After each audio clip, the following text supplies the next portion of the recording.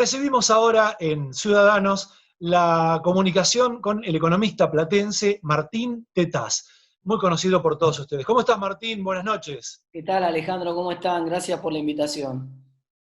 Bueno, vamos a hacer la primera pregunta.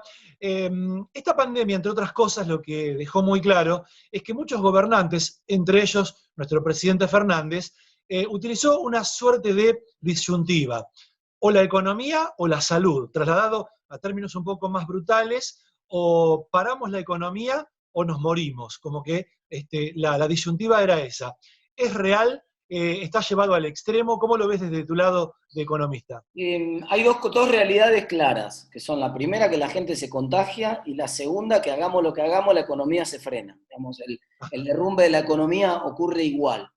Yo en su momento planteé, cuando empezó el debate a principios de marzo, todavía no se hablaba de cuarentena, me preocupaba mucho la exponencialidad. Es decir, nosotros en economía lo hablamos mucho este concepto, quiere decir que no parecía un problema porque había pocos contagiados, pero cuando uno veía la velocidad a la cual crecían los contagios, era muy fácil hacer las cuentas y darse cuenta de si no hacíamos nada, en 7 u 8 semanas todo el mundo estaba contagiado. Entonces, realmente me preocupaba mucho en su momento y se tomó la medida correcta, entramos en cuarentena rápido, porque si no la economía se hubiera hundido igual, o peor. Es decir, finalmente, miremos el caso de México, por ejemplo, donde la producción de autos, en Argentina todos sabemos, la producción de autos fue 0%, o sea, cero autos, 100% de caída, cero autos en el último mes, pero en México, que mantuvo las actividades, cayó 92% la producción. O sea, igual cae la producción, primero porque se hunde la demanda, segundo porque se enferma la gente.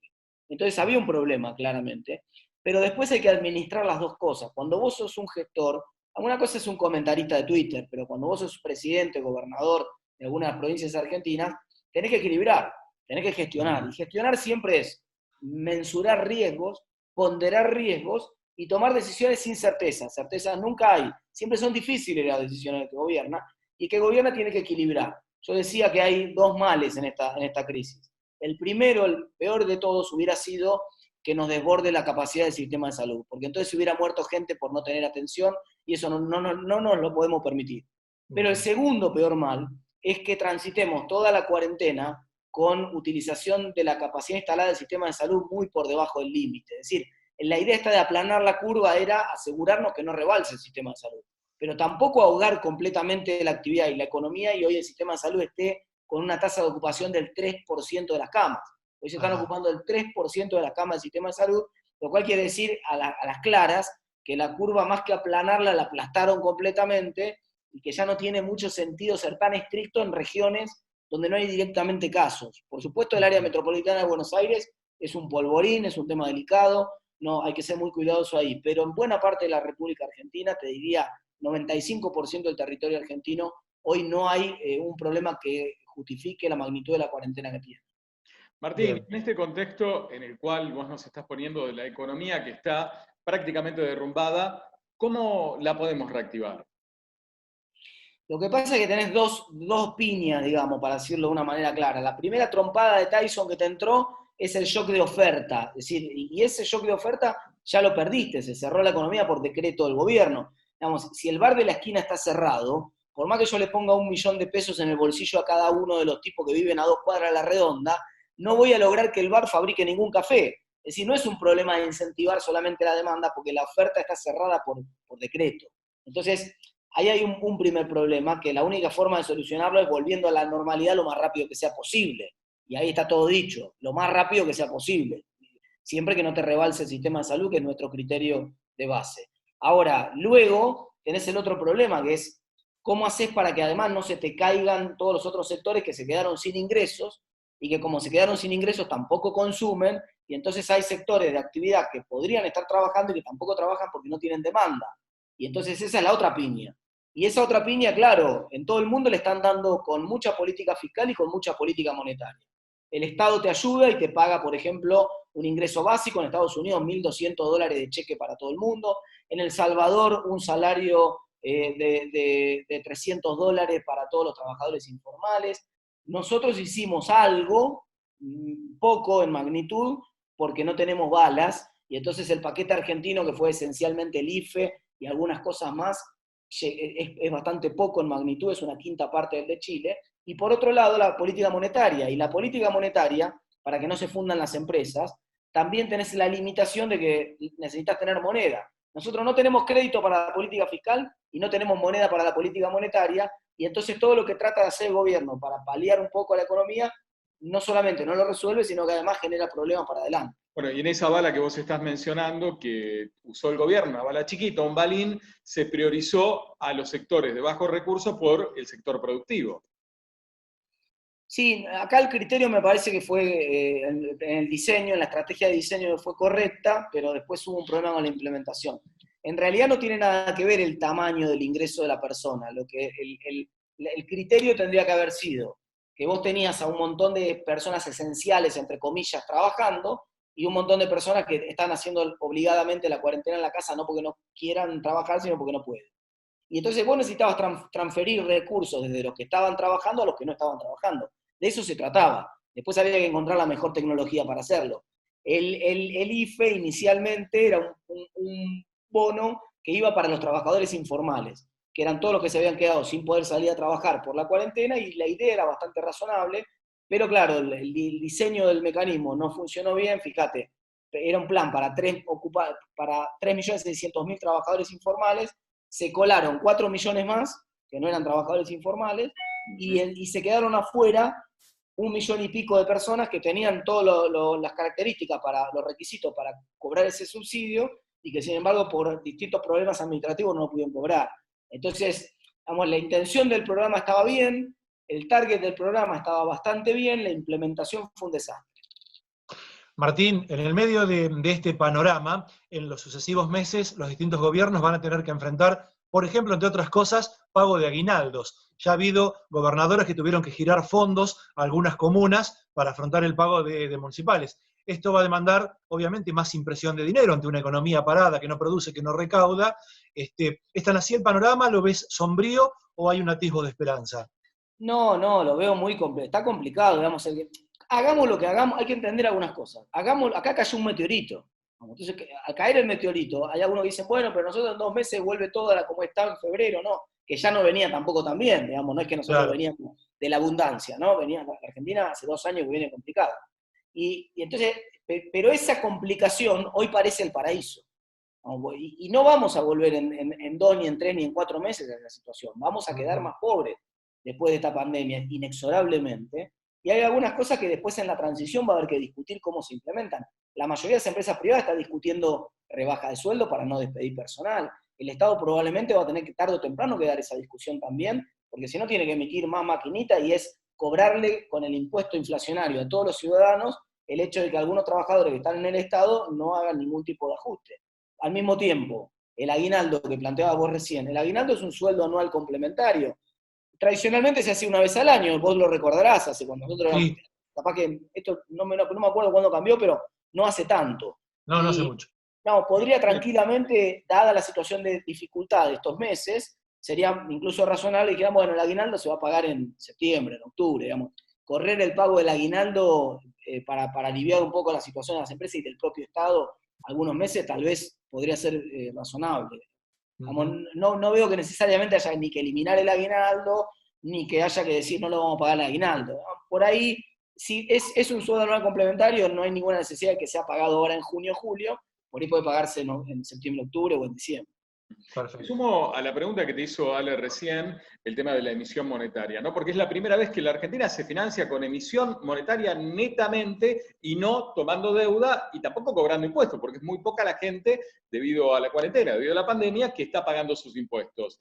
¿Hasta qué punto se puede aguantar con semejante emisión monetaria? Porque termina generando mayor inflación, y después, ¿cómo se van a rescatar esa cantidad enorme de pesos que están en estos momentos circulando en la calle? Claro. Mirá, no es la primera vez. Vamos, si vamos a la historia argentina, historia de años de alta emisión para financiar el déficit, con poca colocación de deuda en el exterior porque estaban cerrados los mercados y con poca recaudación de impuestos, hay años dramáticos en Argentina, el 75, el 76 y buena parte de los años 80 fueron una situación parecida a esa, baja recaudación, mucha emisión. En el último mes, para que vos te des una idea, en los últimos 2 meses pasó esto que te voy a contar, el fisco se financió, el fisco nacional, más con emisión monetaria que con recaudación de impuestos. Es decir, si dejás de lado la seguridad social, hubo casi 200.000 millones de pesos de recaudación y 215.000 de emisión. O sea que hubo más papelito pintado que recursos genuinos. Y eso obviamente tarde o temprano te va a pasar factura. En el cortísimo plazo eso te explica por qué son limitados los paquetes argentinos cuando vos te mirás alrededor. Es decir, ¿por qué Chile tiene 5 veces más de ayuda el gobierno chileno o Perú 4 veces más de ayuda que el gobierno argentino? Bueno, ahí tenés una de las explicaciones. Porque acá la única posibilidad de ayudar es fabricando un billete y el gobierno, a pesar de todas las circunstancias, se da cuenta que tampoco puede emitir ilimitadamente y que en algún momento va a tener que sacar esos pesos de la economía y que en algún momento además todo lo que sobra se le va al dólar. Hoy mientras estamos hablando el dólar sale 127. Entonces, quiero decir, si vos pensabas que algún lugar no se iba a ir, claro, primero siempre se va a los activos financieros, al dólar, a las acciones, a los bonos, todas esas cosas. Después se empieza a ir desde ahí, esa brecha, que hoy ya es del 75%, es una brecha que tarde o temprano, ustedes ya vieron la historia argentina, esto es una historia que nosotros ya conocemos, tarde o temprano se tiene que corregir. Y generalmente cuando se corrige con convergencia al tipo paralelo. Es raro que cuando se cierra la brecha esa se cierre para abajo. En general siempre se cierra para arriba y en general siempre genera problemas de inflación, etc. ¿no? Martín, gracias por tu tiempo, por tu explicación y que tengas buenas noches, ¿sí? Bueno, muchas gracias, gente. Saludos a toda la gente de La Plata. Que andes muy bien. Fue Martín Tetaz, economista, y pasó por Ciudadanos.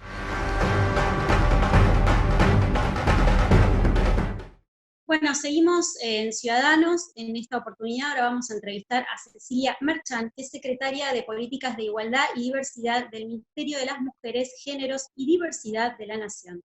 Bueno, Cecilia, el programa anterior estuvimos charlando con la ministra a nivel provincia de Buenos Aires y queríamos que nos cuentes qué es lo que están trabajando hoy en el Ministerio de las Mujeres a nivel nacional.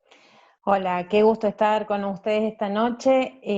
Bueno, en primer lugar decirles que toda la tarea que llevamos adelante desde el Ministerio a nivel nacional la articulamos completamente con el Ministerio a nivel provincial. Es más, tenemos hasta el mismo origen, la misma conformación, hasta casi el mismo nombre, y me parece que eso es para destacar. Y que ambos ministerios somos parte de, surgimos como producto de esta gran lucha a nivel nacional por los derechos de las mujeres y las diversidades. Nosotras durante este tiempo de pandemia o de aislamiento social y obligatorio, tomamos como, me parecen que son muy importantes, primero unas bien direccionadas respecto de todo lo que tiene que ver con la violencia hacia las mujeres, porque sabemos que en tiempos el aislamiento es parte de la situación que atraviesan todas las mujeres que sufren violencia dentro de sus propias relaciones personales. Entonces, en este tiempo de aislamiento obligatorio, creemos que lo fundamental es que todas las mujeres que están atravesando esta circunstancia tengan como mucha más cercanía por parte del Estado y por parte del conjunto de la sociedad. Entonces, lo que hicimos es, en primer lugar, fortalecer la línea 144, que por supuesto, como ustedes saben, lo hacemos también en conjunto con la provincia de Buenos Aires.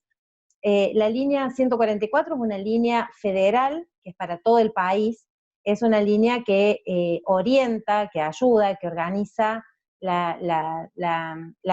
ayuda a ordenar la situación, la demanda de las mujeres que están viviendo violencia o de aquellas personas que acompañan. Eso también es importante.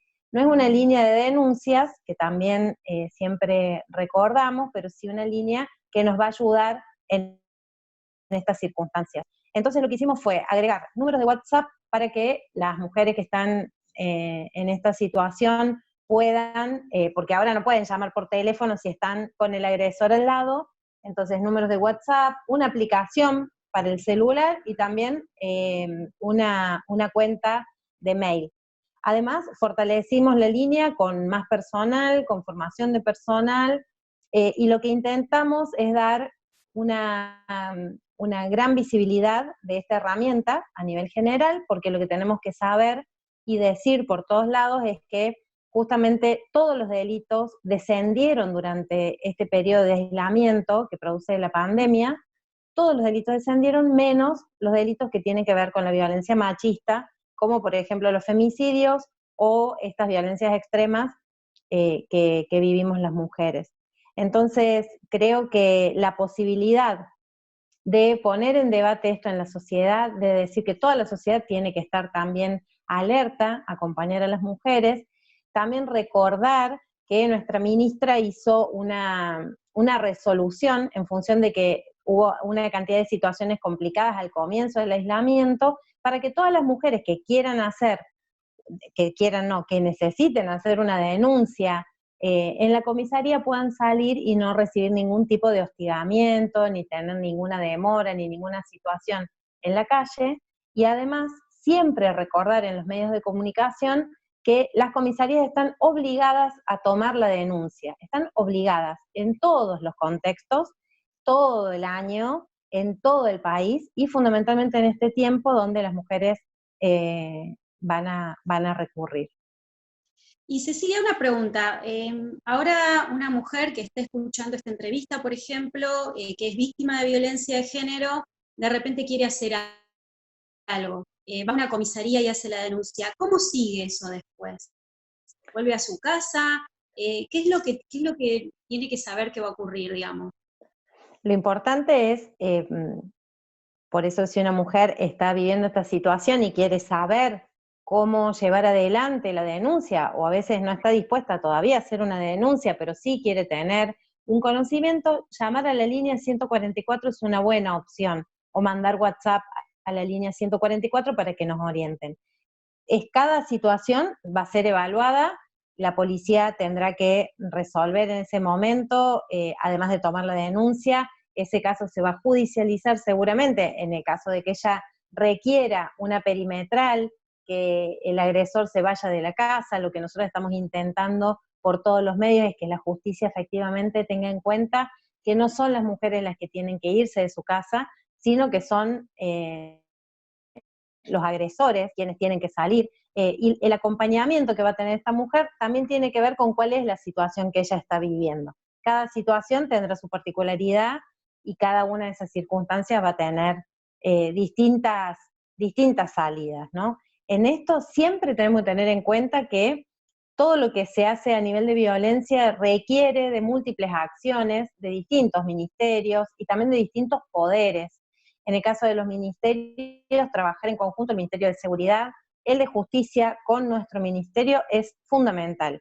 De hecho, nuestra ministra ha conformado una mesa de trabajo para tener un programa a nivel nacional con estos dos ministerios. Ya se reunieron las tres ministras para poder llevar adelante justamente una acción conjunta. En esto tiene que accionar estos tres ministerios y también la justicia, que es la que tiene que determinar los pasos a seguir después de una denuncia.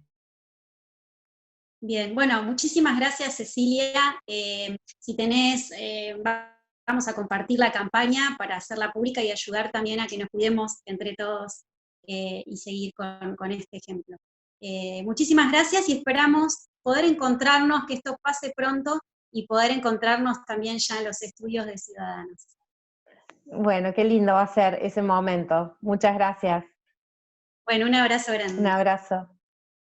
Bueno, ahí terminamos la entrevista entonces con Cecilia Merchant, secretaria de Políticas de Igualdad y Diversidad del Ministerio de las Mujeres, Géneros y Diversidad de la Nación, que nos explicó un poco el panorama de qué es lo que está actuando el Ministerio a nivel nacional sobre el tema géneros y diversidades. Bueno, seguimos con más Ciudadanos.